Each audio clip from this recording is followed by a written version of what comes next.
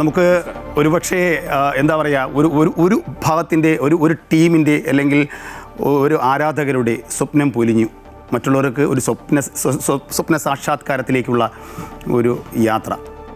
എങ്ങനെയായിരുന്നു നമുക്ക് ഇന്നലെ ഈ അർദ്ധരാത്രിയിലെ കളിയെ ഒരു പെട്ടെന്ന് വിലയിരുത്താൻ കഴിയുന്നത് എങ്ങനെയാണ്? ഡാലസിലായിരുന്നു ഇന്നലെ മത്സരം. ഈ ലോകകപ്പിൻ്റെ ഒരുപക്ഷെ ഹോട്ട് ഫേവറേറ്റ്സ് എന്ന് നമ്മളൊക്കെ വിശേഷിക്കപ്പെടുന്ന ഫ്രാൻസ് ആയിരുന്നു ഒരു സ്ഥാനത്ത്, മറ്റൊരു ഭാഗത്ത് യൂറോപ്യൻ ചാമ്പ്യൻ സ്പെയിനുമായിരുന്നു. അതുകൊണ്ട് തന്നെ നമുക്ക് മത്സരം തുടങ്ങുന്ന മുമ്പേ ഈ മത്സരത്തെപ്പറ്റി നല്ലൊരു ധാരണയുണ്ടായിരുന്നു. വളരെ നല്ലൊരു മത്സരം തീർച്ചയായും ഡല്ലസിൽ കാണും. അത് തന്നെ സംഭവിച്ചു.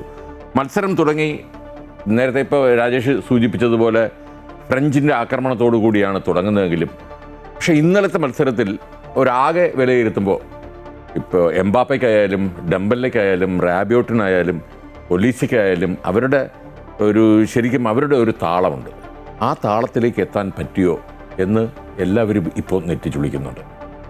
അതിൻ്റെ റിസൾട്ടാണ് നമ്മൾ അവസാനം കാണുന്നത്. നമുക്കെല്ലാവർക്കും അറിയാം 2010 കപ്പ് നേടിയതാണ് സ്പെയിൻ. അതിനുശേഷം സ്പെയിനിൻ്റെ തന്ത്രങ്ങളൊന്നും ഫലിച്ചില്ല. തിരിച്ച് ഒരുപാട് വർഷത്തേക്ക് കാത്തിരിക്കേണ്ടി വന്നു സ്പെയിനിന്. പക്ഷേ ഈ വർഷത്തെ സ്പെയിൻ ടീം നമ്മൾ കളികൾ എടുത്തു നോക്കിയാൽ ആകെ വഴങ്ങിയിട്ടുള്ളത് ഒരു ഗോളാണ് ഇതുവരെ.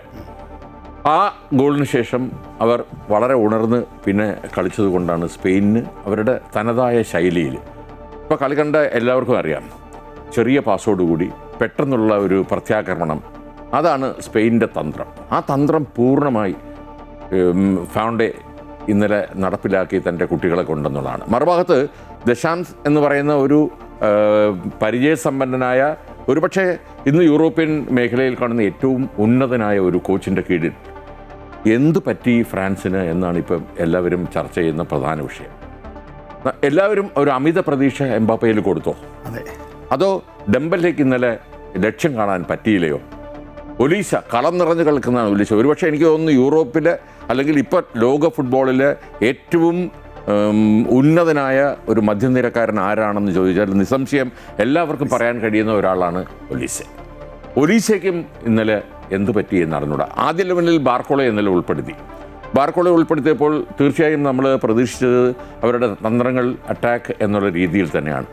പക്ഷേ വേണ്ട വണ്ണം കിട്ടിയോ? അതിൻ്റെ ബോഡി ലാംഗ്വേജ് നമുക്ക് എംബാപ്പയിൽ കാണാനും കഴിഞ്ഞു. അവസാനം ഗോൾ കീപ്പർ അടുത്ത് പോലും പോയിട്ട് ഒരു ഗോൾ കീപ്പർ ജസ്റ്റ് ഒന്ന് പുഷ് ചെയ്യുന്ന പോലും ഒരിക്കലും എംബാപ്പയുടെ ഭാഗത്തു നിന്നുണ്ടാവാത്തത് സംഭവിച്ചത് അത് നിരാശയാണ് കളിയിൽ. ഒരുപക്ഷെ ഈ കളി അല്ലെങ്കിൽ ഈ ലോകകപ്പിൽ ഒരുപാട് ആഗ്രഹം പുലർത്തിയിരുന്നതാണ് ഫ്രഞ്ച് പട. ഇത്തവണ കപ്പ് നേടാമെന്നുള്ള ഉത്തമ വിശ്വാസത്തിലെത്തിയ ടീമിന് ഡാലസിൽ ഇന്നലെ സ്പെയിനിന് മുമ്പിൽ കീഴടങ്ങേണ്ടി വന്നതാണ് രാജേഷ് പ്രധാനമായ വിഷയം. ഈ ചേട്ടൻ പറഞ്ഞതുപോലെ, അതായത് ഫ്രഞ്ച് പടയുടെ ആ മുന്നേറ്റം തടുക്കാൻ സ്പെയിനിന് കഴിഞ്ഞു എന്ന് തന്നെയാണ്. അതായത് നേരത്തെ സൂചിപ്പിച്ചതുപോലെ കൃത്യമായ ഒരു ഹോംവർക്ക് നടന്നിരിക്കുന്നു എന്ന് തന്നെയാണ്. എംബാപ്പയ്ക്കൊന്നും അനങ്ങാൻ പറ്റിയില്ല. അവരെ പ്രതിരോധമില്ല. കുക്രയിലെ പോലെയുള്ള ഒരു പ്രതിരോധ നിരയെ അവർക്ക് എന്തുകൊണ്ട് മറികടക്കാൻ കഴിഞ്ഞില്ല? അപ്പോൾ അവിടെ ഫ്രഞ്ച് പടയുടെ ഒരു ഗെയിം പ്ലാൻ അവിടെ നഷ്ടപ്പെട്ടു എന്ന് തന്നെയല്ലേ. തുടക്കത്തിലെ അവരൊന്ന് പതറിയെന്ന് തന്നെയാണ്. ആ ഒരു പെനാൽറ്റി വന്നതിന് ശേഷം ആ പെനാൽറ്റിക്ക് എന്തുകൊണ്ട് അത് ഒരു റീടേക്ക് അല്ലെങ്കിൽ ഒരു വാറിലേക്ക് പോകാത്ത എന്തുകൊണ്ടായിരുന്നു അത്? തീർച്ചയായിട്ടും ഈ ഫുട്ബോളിൻ്റെ നിയമം അനുസരിച്ച് ഡിക്കകത്ത് വെച്ച് ഒരു ഫൗൾ എന്ന് പറഞ്ഞാൽ തീർച്ചയായും അത് പെനാൽറ്റി. മാത്രമല്ല ലാസ്റ്റ് മാനാണ്. ഇപ്പോൾ നമ്മളൊക്കെ ഇവിടെ പ്രതീക്ഷിച്ചിരുന്നത്, ഞാൻ ഫ്രഞ്ചിനെ മാത്രം കുറിച്ച് സംസാരിച്ചോളൂ നേരത്തെ. സ്പെയിനിനെ കുറിച്ച് പറയുമ്പോൾ സ്പെയിനിൻ്റെ ഏറ്റവും മുന്തിയ താരം എന്ന് പറയുന്നത് നമുക്കെല്ലാവർക്കും അറിയാം, അവരുടെ 19-ാം നമ്പർ യമാലിനെ ഫൗൾ ചെയ്തതിനാണ് ഇന്നലെ ലഭിച്ച പെനാൽറ്റി. അത് നമ്മൾ ശ്രദ്ധിച്ചറിയാം. കുർക്കുറയുടെ ഒരു ക്രോസ്, അത് കൃത്യമായി എയറിൽ ചാടി ശരിക്കും രണ്ടുപേരും അവരല്ല, ഡൈനും അതുപോലെ തന്നെ യമാലും രണ്ടുപേരെയും അടുത്തടുത്ത് കാണുന്നില്ല. രണ്ടുപേരും ബോളിലാണ് നോക്കുന്നത്. നമുക്ക് കളി ശ്രദ്ധിച്ചാൽ അറിയാം. ബോൾ വരുമ്പോൾ ശരിക്കും അതൊരു പക്ഷേ ഫൗളല്ലെങ്കിൽ തീർച്ചയായും യമാലിൻ്റെ ഒരു ഹാൻഡ് ബോളായി ചിലപ്പോൾ മാറാമായിരുന്നു. കയ്യിലാണത് തട്ടുന്നത്. അത് എംബാപ്പെ വന്ന് റഫറിയോട് പിന്നെ കയർക്കുന്നതും നമുക്ക് കാണാം. അതാണ് ആദ്യം സംഭവിച്ചതെന്നൊക്കെ. ഓക്കെ, ഞാൻ ഇടപെട്ടെന്ന് ചോദിച്ചോട്ടെ, ആ ഡി കോർട്ടിനകത്ത് വരുന്ന സാധാരണ ഫൗളുകൾ പെനാൽറ്റിയിലേക്കാണ് അവസാന മാൻ ആണെങ്കിൽ തീർച്ചയായിട്ടും. പക്ഷേ ഇന്നത്തെ ആ റീപ്ലേയിൽ ചേട്ടന് എങ്ങനെ അത് തോന്നിയിരുന്നു? കാരണം വെച്ചാൽ ബോൾ പാസ് ചെയ്ത് കഴിഞ്ഞിരിക്കുന്നു, അതിനുശേഷമാണ് കാല് വന്ന് കൊള്ളുന്നത് തന്നെ. അയാളത് പർപ്പസ്ഫുള്ളി അതൊരു ഒരു ഒരു ഒരു ഫൗളാണെന്ന് കമൻറ്റേറ്റേഴ്സ് പോലും അതങ്ങനെ പറയുന്നുണ്ട്. പക്ഷേ അതങ്ങനെ ഒരു വിധിയിലേക്ക് വരുമ്പോൾ സ്വാഭാവികമായി സെമി ഫൈനൽ എന്ന് പറയുമ്പോഴത്തേക്കും ഓരോ പിഴവുകളും ഭയങ്കര നിർണായകമാണല്ലോ. അല്ല, ഇവിടെ യമാൽ ലാസ്റ്റ് മാനാണ്. അപ്പോൾ യമാലിനെ കുറിച്ച് എല്ലാവർക്കും അറിയാം. അദ്ദേഹത്തിൻ്റെ കയ്യിൽ ആ പന്ത് കിട്ടിയാൽ തീർച്ചയായും അദ്ദേഹം ടാർഗറ്റിലേക്ക് നിറയൊഴിക്കും. ആ ഒരു ചാൻസിൽ ഒരു ഫൗൾ വന്നാൽ മാത്രമല്ല, ഈ ഫൗൾ എന്ന് പറയുന്നത് പർപ്പസ്ഫുള്ളി ഫൗൾ പോലെ തോന്നി. അതെന്തുകൊണ്ടാണെന്ന് പറഞ്ഞാൽ ബോളില്ല, ആള് മാത്രം. യമാലിനെ ശരിക്കും പറയണമെങ്കിൽ ഡെയിൻ കാണുന്നില്ല. അതാണ് വാസ്തവം.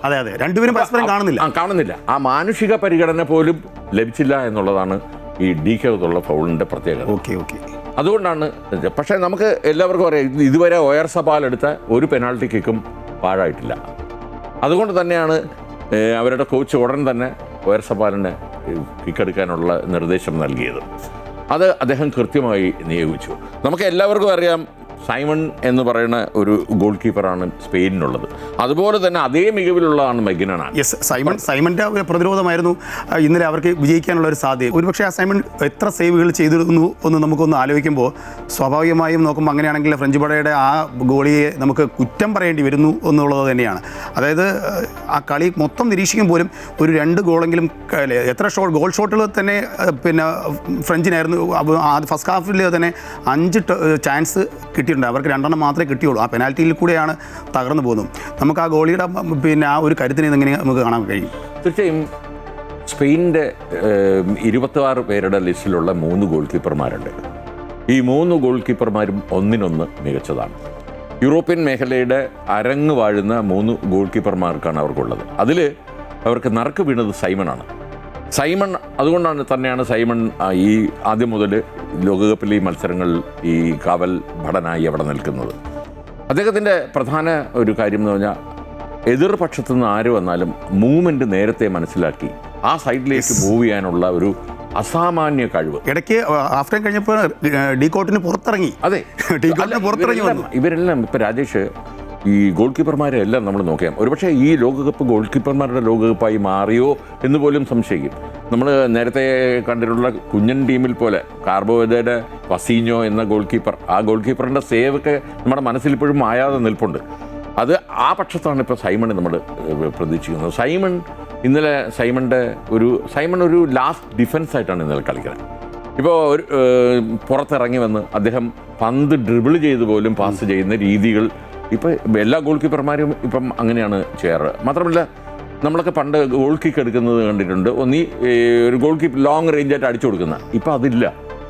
ഫുട്ബോളിൽ പാസ്സാണ് അവിടെ നിന്ന് തൊട്ട് തുടങ്ങുന്നത്. ഫ്രം ദ വേർഡ് ഗോ അവർ പാസ് ചെയ്താണ് കളിക്കുന്നത്. അപ്പോൾ ആ ഒരു കളി മികവിൽ സൈമൺ എന്ന് പറഞ്ഞ ആൾ ഏറ്റവും വില കൂടിയ ഗോൾ കീപ്പറാണ്. ഇനി നമ്മൾ സ്പെയിനിലേക്ക് വന്നാൽ സ്പെയിനിൻ്റെ ഡിഫൻസ് ഇന്നലെ നമ്മൾ വളരെ പ്രത്യേകത നോക്കുന്നത്, നമുക്കെല്ലാം അറിയാം കൂബറാസി എന്ന ഒരു ഡിഫൻസിൻ്റെ ബാഴ്സലോണയുടെ ഈ 19 വയസ്സ് മാത്രം പ്രായമുള്ള ഒരു പ്ലെയറാണ് കൂബറാസി. എന്തുകൊണ്ടാണ് അദ്ദേഹത്തെ ഈ വലിയ വില കൊടുത്ത് ബാഴ്സലോണ തങ്ങളുടെ നിരയിലേക്ക് നിർത്തിയത് എന്ന് കാണിച്ചു തരുന്ന ഒരു പ്ലെയറാണ് അദ്ദേഹം. 2 പേരാണ് ബാഴ്സലോണ നിരയിലുള്ള 2 ചെറുപ്പക്കാർ. ഒന്ന് യമാൽ, മറ്റൊന്ന് കുബറാസിയാണ്.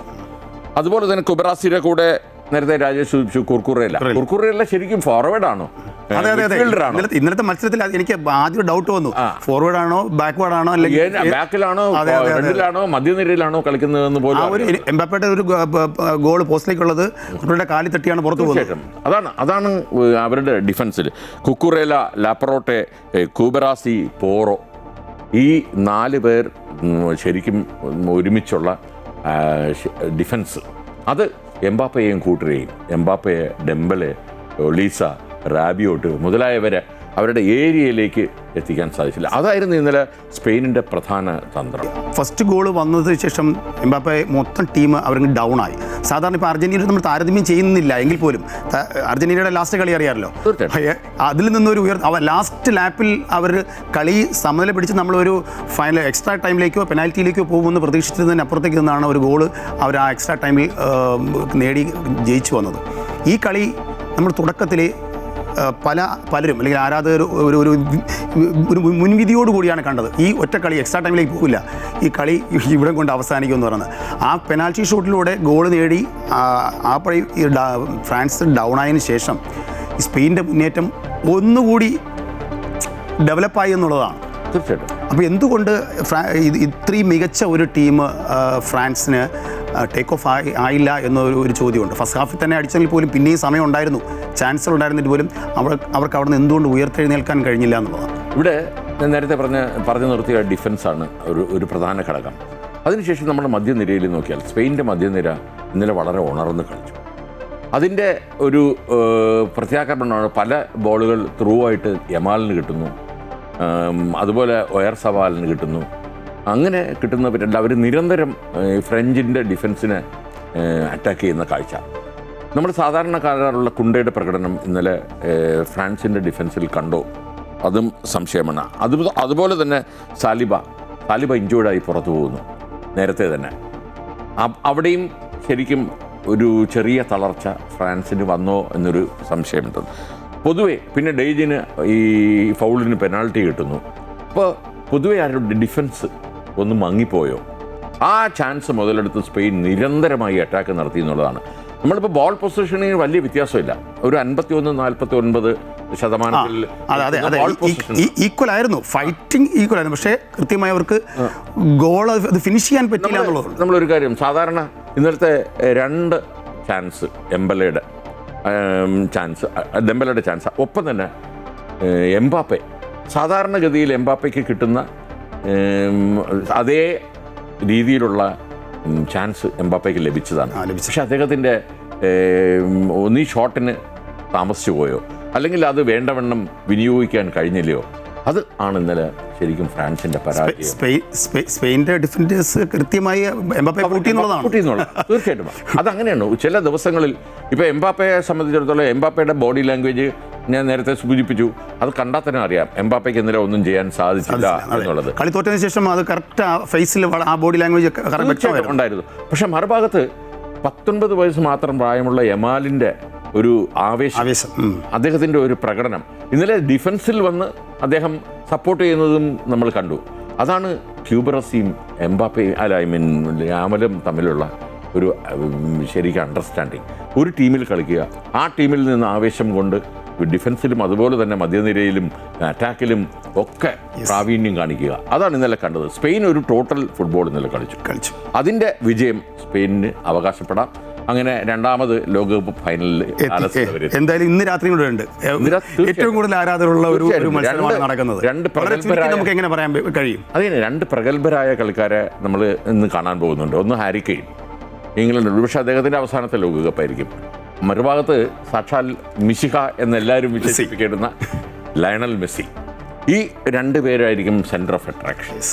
പക്ഷേ നമുക്ക് എഴുതി തള്ളാൻ പറ്റില്ല, ഇംഗ്ലണ്ട് അവർ വളരെ ഉണർന്ന് കളിക്കുന്ന ഒരു ടീമാണ്. ഇത്തവണത്തെ ഇംഗ്ലണ്ടിനൊരു പ്രത്യേകതയുണ്ട്, അവർ എല്ലാ മേഖലയിലും നല്ല ഒരു തുടക്കം അവർ കാഴ്ചവെച്ചിട്ടുണ്ട്. പ്രത്യേകിച്ച് ബോൾ പാസിങ്ങിൽ, അതുപോലെ തമ്മിലുള്ള അണ്ടർസ്റ്റാൻഡിങ്ങിൽ, അതൊക്കെ. മറുഭാഗത്ത് ഏത് തളർച്ചയിൽ നിന്നും രക്ഷപ്പെട്ടു വരാൻ കഴിയുന്ന അർജന്റീന ടീം. അതാണ് ഇന്നത്തെ കളിയുടെ ഒരു പ്രത്യേകത. എന്തായാലും വളരെ നന്ദി ശ്രീകുമാരൻ.